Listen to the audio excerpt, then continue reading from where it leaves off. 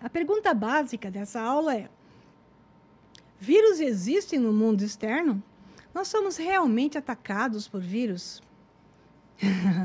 Eu sei que é difícil, né? Porque nós somos ensinados de que quando existe uma epidemia, os vírus estão por aí entrando em nossos corpos, nos atacando.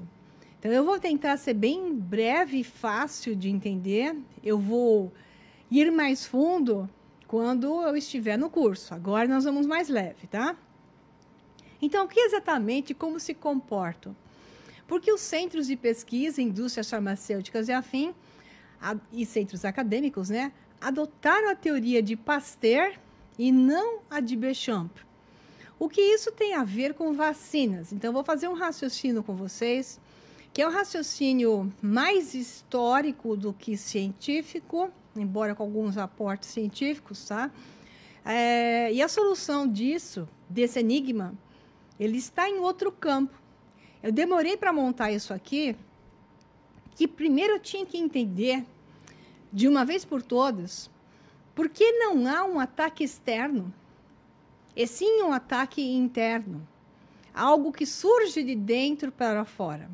Embora nada impede que seja espreiado no ambiente, protegido, nanoencapsulado, e então certas substâncias ingeridas, inaladas, por exemplo, ou injetadas, né, desenvolvam aquelas certas especificidades que nos fazem ficar doentes, ok?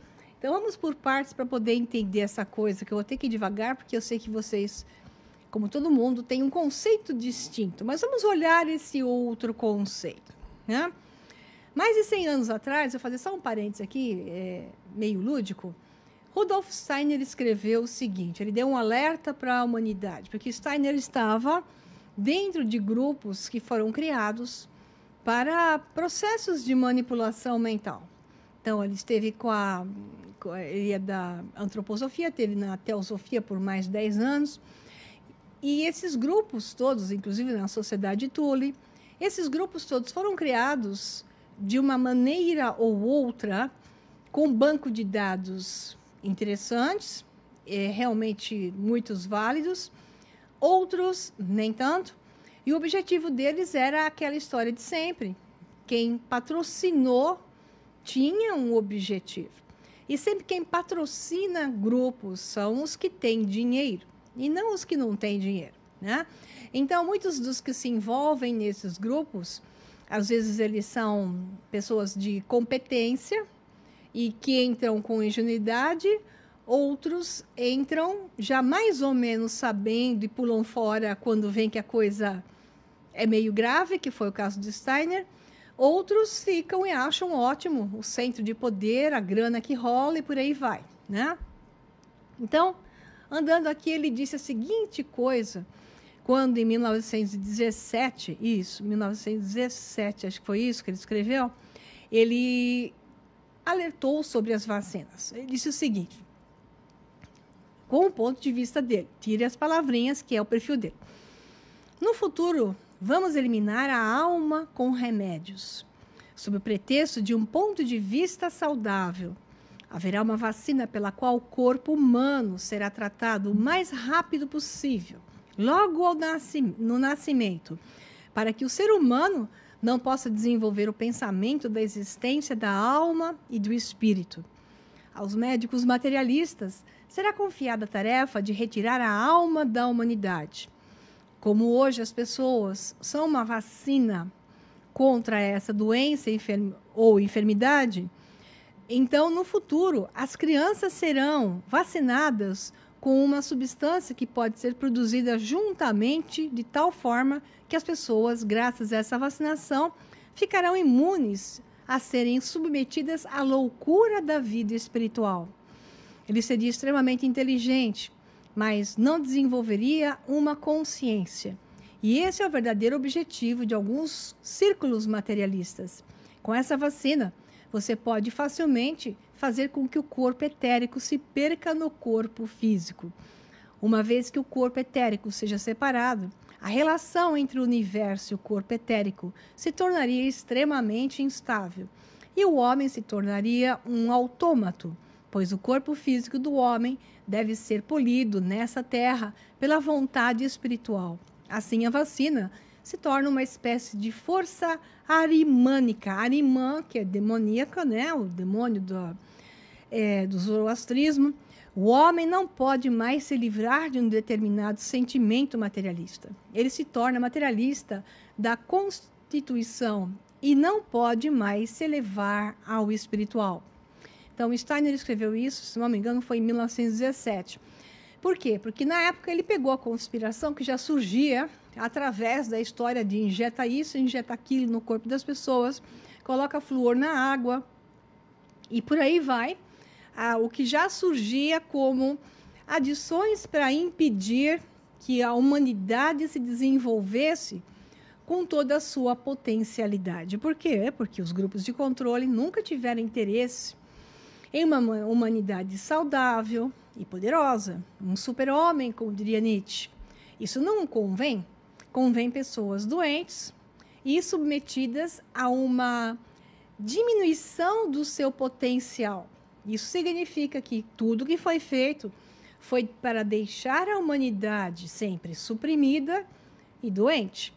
Então, embora as vacinas pareçam algo interessante, elas retiram do homem a sua própria propriedade, a sua própria capacidade de que, se ele tem um sistema imunológico perfeitamente potencializado, ele não precisa de algo que imite, substitua, faça o serviço por ele.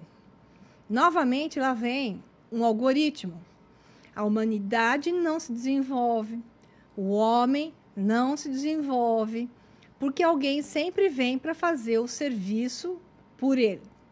Então, é um dos motivos pelos quais as pessoas aceitam tão bem a história das picadas, porque parece algo salvador.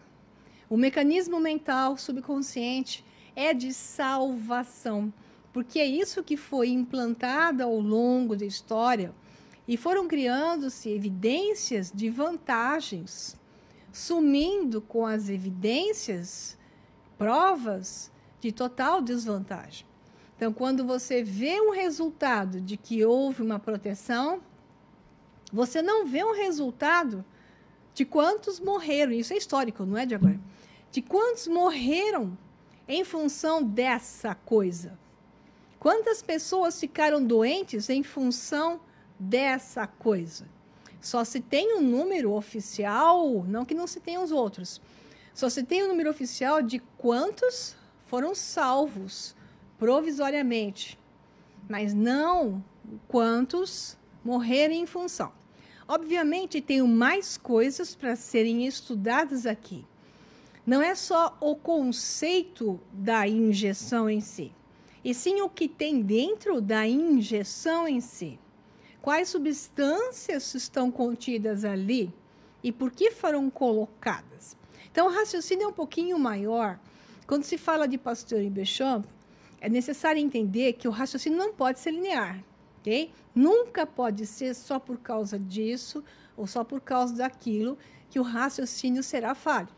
Então, aqui tem um pouco disso, um raciocínio linear nesse texto, e eu não sou a favor disso, porque a flexibilização de mais alternativas em um mesmo sistema, porque tudo é um sistema composto, nada é nunca uma coisa só, então o que gera o resultado de algo não é nunca uma coisa só, e sim o acúmulo de um sistema. Okay? Então, esse raciocínio não está aqui, entendam isso. Aqui nesse texto é uma visão unificada, uma unilateral, melhor dizendo, mas que te ajuda, facilita a você raciocinar num webinário que eu só tenho 1 hora para falar. No curso, nós vamos flexibilizar isso e olhar outros componentes. Tá? Então, nós vamos ir mais fundo nesse assunto. Então, vamos lá. Aqui você tem um excelente médico chamado Dr. Robert Young. Aliás, não é médico, ele tem várias funções, inclusive bioquímico, PhD e tudo mais. Ele tem várias formações, inclusive nutrólogo e tudo mais. E ele fez algumas descobertas em suas pesquisas. Então, ele fez durante seu mestrado, seu doutorado. E na área de bioquímica, que lhe deu ainda mais visão a respeito disso.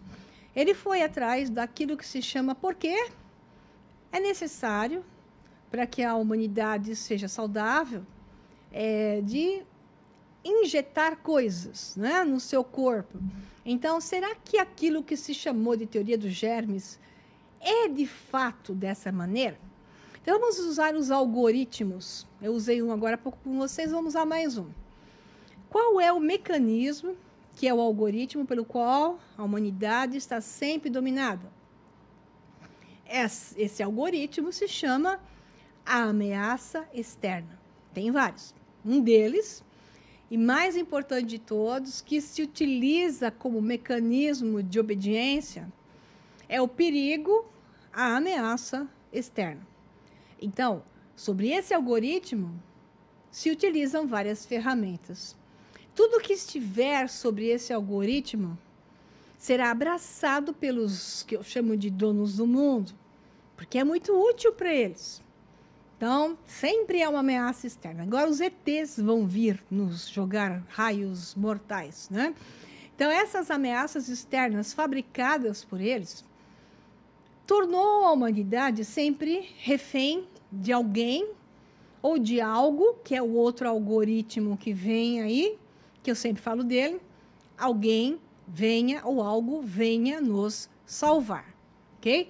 Então, se você anotar esses dois algoritmos no caderninho, você vai enxergar claramente os jogos que são feitos para que a humanidade seja dominada. Muito bem. Então, enquanto se estudava porque as pessoas ficavam doentes,